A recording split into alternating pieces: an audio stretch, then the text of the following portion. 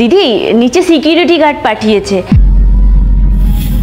এতদিন ভাবতাম আমাদের কোনো সম্মান নেই, কিন্তু আজ বুঝলাম আমাদের সম্মান আছে।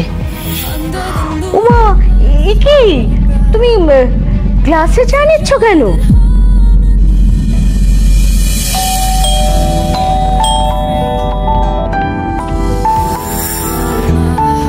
হ্যাঁ বলুন।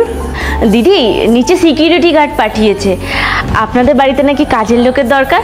ও হ্যাঁ হ্যাঁ হ্যাঁ হ্যাঁ, আচ্ছা আচ্ছা আচ্ছা, আসুন আসুন, ভেতরে আসুন, আসুন আসুন আসুন আসুন আসুন। এই আপনি না আমার থেকে বয়সে অনেক ছোট, আপনাকে আমি তুমি করে বলি? হ্যাঁ হ্যাঁ দিদি। তা তোমার নাম কি? মিনু। বাহ, দারুণ নাম তো। তো মিনু, আমি চা করতে যাচ্ছি, তুমি চা খাও তো? হ্যাঁ খেয়ে নেব। ঠিক আছে, তুমি বসো, আমি চা বানিয়ে আনছি।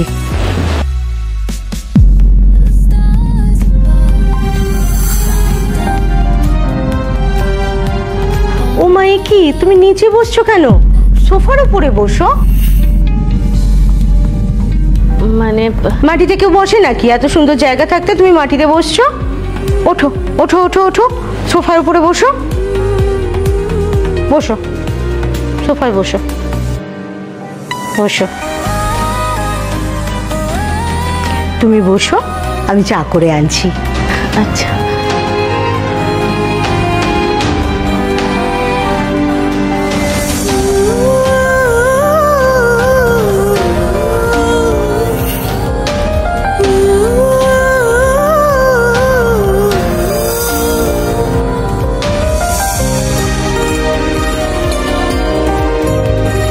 নাও চা খাও। হ্যাঁ নিচ্ছি।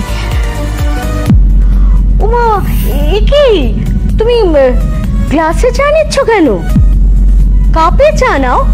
আমার শ্বশুরমশাই গ্লাসে চা খেতে পছন্দ করেন, তুমিও কি গ্লাসে চা খেতে পছন্দ করো? গ্লাস এনে দেবো? না না দিদি, খাই তো, কাপেই খাই।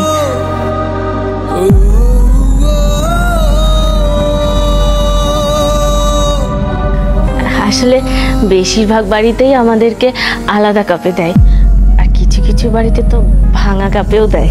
কেন, কাপে কি এসে যায়? আসলে দিদি আমি কাজের লোক তো, তাই অনেকেই চায় না যে আমি তাদের ব্যবহার করা কাপে খাই। একবার একটা বাড়িতে আমি ভুল করে ওনাদের কাপে খেয়ে ফেলেছিলাম, তারপর সেই কাপটা আর ওনারা বাড়িতেই তোলেনি, মানে ঘরেই তোলেনি, ডাস্টবিনে ফেলে দিয়েছিল। আমার অসুবিধা নেই, আমি গ্লাসেই খেয়ে নিতাম। আরে না না, তা কেন? তুমি আগে যেখানে কাজ করতে সেখানে এসব হতে পারে, আমাদের এখানে হয় না। তুমি কাপেই খাও। থ্যাংক ইউ দিদি। বিস্কুট নাও।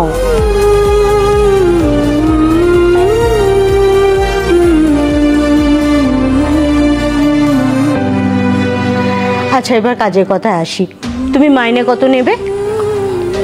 দিদি তুমি যা দেবে আমি তাই নিয়ে নেব। মানে আমি যদি তোমাকে 500 টাকা দিই, তুমি কি 500 টাকাই নিয়ে নেবে? হ্যাঁ দিদি, নিয়ে নেব। প্রথমবার কারোর বাড়িতে এসে নিজের বাড়ির মতন মনে হচ্ছে। আমি খুব মন দিয়ে কাজ করব দিদি। আগে যেখানে কাজ করতে সেখানে কত নিতে? 5000 টাকা নিতাম। তো 5500 টাকা দিলে চলবে? হ্যাঁ দিদি, বাড়ির সব কাজ করতে হবে তো? হ্যাঁ, ওই সব রকম কাজকর্মই, ঘর বাড়ি পরিষ্কার পরিচ্ছন্ন করা, রান্না বান্না। আর আমার শ্বশুরমশাই সারাদিন বাড়িতে একা থাকেন, তোমার জামাইবাবু আর আমি দুজনেই বাইরে চাকরি করি, উনি একাই বাড়িতে থাকেন, তাই তুমিও থাকবে মেয়ের মতো বাড়িতে, ওনার দেখাশুনো করবে। আচ্ছা, তাহলে তুমি তাহলে কাল থেকেই এসো। আচ্ছা দিদি, আমি তাহলে কাল থেকে আসছি। সে কি, চাটা শেষ করো।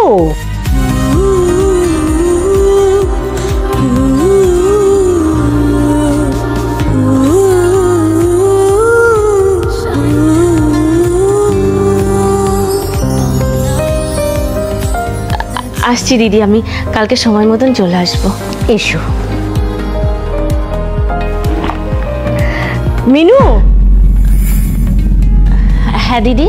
কাল 9:30টায় চলে এসো কিন্তু। আচ্ছা দিদি।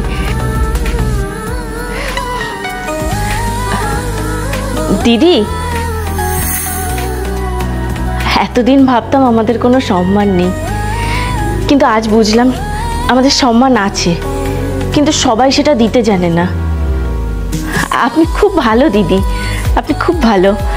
ঠিক আছে, সময় মতো চলে এসো কিন্তু।